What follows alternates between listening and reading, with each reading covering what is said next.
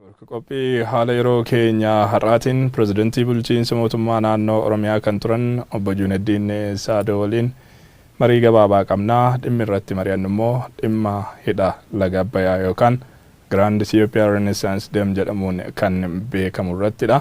Dhimma kanaan wal qabatee bu'uurarraa eegalee ejjennoon eegama mootummaa Itoophiyaatiin ture maal fakkaata? Yeroo ammaa bulchiinsi ministeera muummee Abiy Ahmed ejjennoon dhimma kana irratti qabatee jiru maali waan jedhu irratti yaada isaanii nuu qooduudhaaf asitti argamu obbo Juunedii. Sinis nu waliin turaa jennaa. Obbo Juunedii baga nagaadhaan dhuftanii galatoomaa dhufuu keessaniif isiniin jenna. Baga nagaan galatoomaa isinis waan affeertaniif. Tole, egaa bu'uurumarraa eegaluun waggaa 9 dura yeroo hidha kanaaf dhagaan bu'uuraa kaa'amerraa kaasee yaadonni garaagaraan dhimma hidha laga Abbayyaa kanarratti ka'aa turaniiru. Ejjennoo yeroo sana bulchiinsi mootummaa aangoorraa ture fudhate kan dinqisiifatan ni jiru. Keessumaa ministeera muummee Mallas Zeenaawii yeroo sana turani dhimma kana hidha laga Abbayyaa ijaaruudhaaf murtoo irra ga'ame irratti kan dinqisiifatan jiru. Darbee immoo sirni yeroo sana aangoorra ture kan isinis keessatti qooda fudhataa turtanii akkanuma bu'aa siyaasaatiif jedhee kan murteessedha malee dhimma qorannoof qophiin barbaachisu irratti taasifame eegalame miti jechuudhaan kan qeeqanis turaniiru. Mee isin bu'uurarraa eegalee ejjennoon duraan mootummaan hidha kana eegalsiisuu irratti qabate akkamiin ilaaltu? Dhugaan jirooma? Galatoomiihuun laga Abbayyaa irratti ejjennoon fudhatame ejjennoo sirriidha ka jedhuun qaba. Jalqabumarraa kaasee yoo ture malee hin daddafne kan jedhuun qaba. Baay'ee ture. Muummeen ministeeraa ka ture obbo Mallas Zeenaawii ejjennoon inni fudhate ejjennoo dinqisiifamuu fi kabajamuu qabudha. Yeroo sanitti akka ajandaawwan biyyoolessaatiitti uummata mariisanii itti deemuun hin danda'ama ture. Garuu akkas hin godhamne. Haala laga Abbayyaa wajjiin walumaa galatti haala Naayil wajjiin laga Naayil jedhamu wajjiin walitti qabatee jirurraa kan ka'e akkanatti fakkaatutti namni mootummaatu uummata dhiisii kaabinee mootummaa paarlaamaan aangoon kennameef hundi odoo hin beekin jalqabame. Baatii 9 erga hojjetamee booda mootummaan kan dhagaye. So Mallas achirratti ejjennoon inni fudhatee ejjennoo baay'ee nama dinqisiisu strategic waan ta'edha. Wanni inni fudhatee maashinariin gugurdaan achitti mobilaayiz ta'ee hojiin baay'een hojjetamee lagni daayivert godhee faawundeeshiniin erga qotamee boodadha. Mootummaan biraa kan dhagaye qaamni mootummaa kan biroo jechuudha. Kaabineen hin dhageenye jechuudha. Battala dhagaan bu'uuraa kaa'amu sanatti iyyuu dursee galamee ture jechuudha. Baatii 9 san dura. Gaafa dhagaan bu'uuraa kaayamu san dura baatii 9 hojiirra turame. Rakkoon isaa maali? Yoo hojiin kun jalqabame addunyaarra wacni guddaan hin ka'a. Ijiptis Sudaanis irrifatu duubatti nu harkisuu ka jedhudha. Kanaafuu nuti strategically wanna baay'ee of harkaan qabnu Abbayyaa irratti ilaalchisee Abbayyaallee biyyi tun Abbayyaallee hin gatte Abbayyaallee mootuu biyyaallee gateetu biyyee isii saamee bishaanillee fudhatee gara biyya ormaatitti godaanaa ba'e.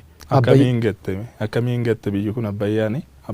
Abbayyaan biyyi kun waan ittiin sirbitu malee waan ittiin faarsitu waan ittiin ragaddu malee Abbayyaa irratti fayyadamuudhaaf Abbayyaa irratti investing goone Abbayyaa irratti research organizations bal'inaan hin ijaaramne homa tokko akkuma laga kamiyyuu akkuma Gibee akkuma Waabee akkuma Hawaas yaa'eetuma deema malee hojiin irratti hin hojjetamne. Baay'ee dadhabaadha. Laga haganaa barbaachisummaan isaa guddaa ta'e irratti biyyi tuni tumaan sirbaa baate malee Abbayyaa irratti hin hojjetamne. Fakkeenyaaf biyyi Sudaanis dabalatee Masriinis waan baay'ee hojjetan. Saayikooloojii xiinsammuu nama isaanii jijjiirurraa ka'ee hanga dhaabbilee barnoota amantii hunda keessatti Abbayyaa hangam hidda dhiiga isaanii akka ta'etti fudhatanii dhugumallee akkasumalleedha. Akkasitti ijoollee isaanii school system irraa jalqabanii the whole society Abbayyaa yoo hin jiraanne nu hin jirru karaa jedhuun Abbayyaa irratti researchiin hojjetamu xiqqaadha miti. Abbayyaa irratti dhaabbileen ijaaraman dhaabbilee baay'eedha, guddaadha. Ati uummataa ofiitti institutioniin Abbayyaa irratti ijaarame akka mootummaatitti kan laakkaa'amu hedduudha kan jiru. So nu gara saniin immoo yoo laallu Abbayyaa walakkaa Oromiyaa kan ta'u drain godha. Drain jechuun yaa'ni bishaanii gara laga Abbayyaa yaa'u mataa Hinxooxxootirraa as gaara Heexoo kunuun fuul as Finfinnee mataa gubbarraa kaasee roobni roobu Aswaan daam dhaqa. Roobni roobu Masrii dhaqa. Roobni roobu Aleksaandariyaadhaan qaxxaamuree Meeditiraaniyaan bahara Meeditiraaniyaanitti yaa'a. Uummanni Itoophiyaa kana hin beeku. Qabeenyi isaa kun hangam important akka ta'e, hangam addunyaa keessatti waan guddaa akka ta'e, meeshaa siyaasallee strategic tool ka siyaasallee ta'uu odoo danda'u biyyi kun irratti investing goone hin hojjenne hin dagatame. Tarkaanfiin fudhatama qabuu fi qabatamaa ta'e kan muummichi ministeeraa Mallas Zeenaawii fudhate kana. So gootummaadhaan itti seename akka mormiin ka'uu akka qoqqobbiin adda addallee dhufuu danda'u hin beeka ture. Sirritti beeka ture. Sirritti irratti yaadee bal'inaan ufii isaatii namoota baay'ee wajjin kan mari'atee miti naannoo kanarratti hubannoon inni qabus bal'aa akka inni ta'edha kan beeku. Xiinxallaa baay'ee qaba, kitaaba baay'ee dubbisee, riisarchii baay'ee namoota iskoolaarota biyya faranjii hedduu wajjin dubbatee jira. Garuu ijjannoo siyaasaa ultimate ta'e ufii isaatii fudhate jechuudha. So gaafa bu'uura dhagaa san kaa'u yaadallee ka maddisiise nuyi, diizaayinillee ka hojjetu nuyi, ijaarsallee ka hogganu nuyi, maallaqallee humna uummata Itiyoophiyaatiin ka ijaaru nuyi jedhee dubbachuun sun isuma dhugaati. Maandisichi waan kanarratti du'e injiinar Simanyoo Baqqala namni jedhamu Gilgal Gibee tokkoffaa fi lammaffaa nama ijaare.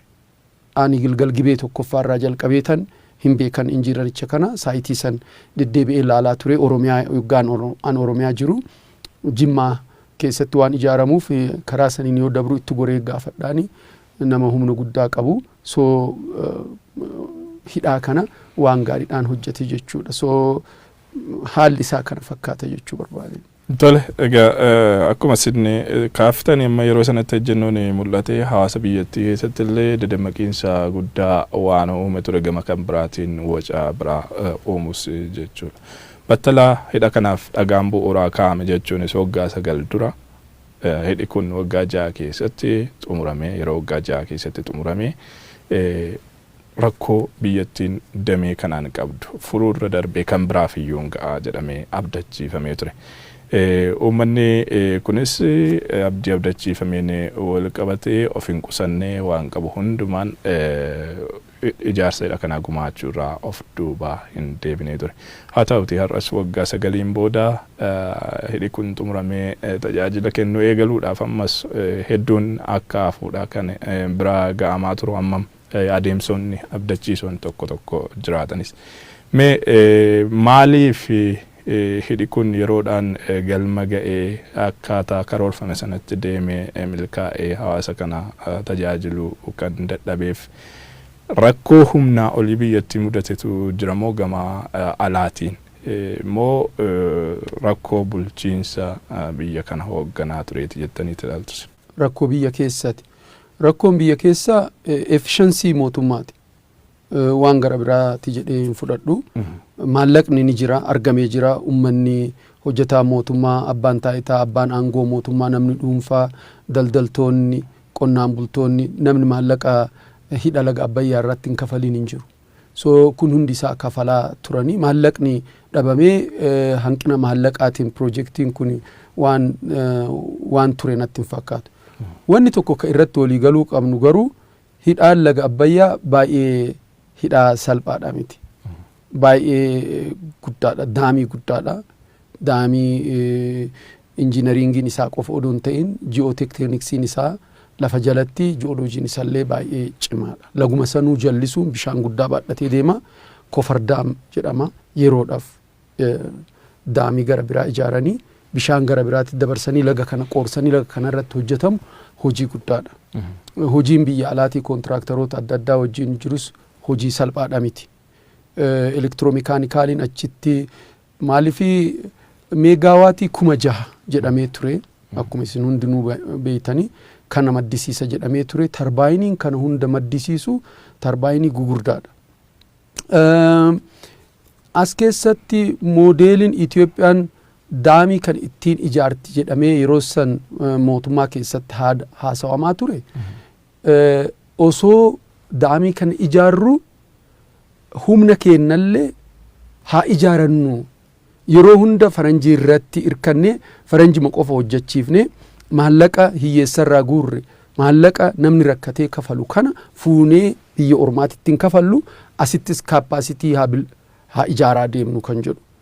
And hence metek inni ittiin dhufeen karaa kanaan metek capacity akka build godhu electromechanical irratti welding and electrical equipment kana ka fakkaatu irratti detail achirratti beekuu baadhus akka waliigalaatti akka nama seektara bishaanii keessa tureetitti adeemsi kun adeemsi national capacity build godha at the same time giddibichallee mootu ijaarree hafinu jedhu kun an sirriidha jedhee fudhadha. Maaliif yeroo hundaa dependent ta'an ormi dhufee hojjeta hin bahanii namni keenya achirratti illee injine knowledge transfer skill transfer hin taasifamu.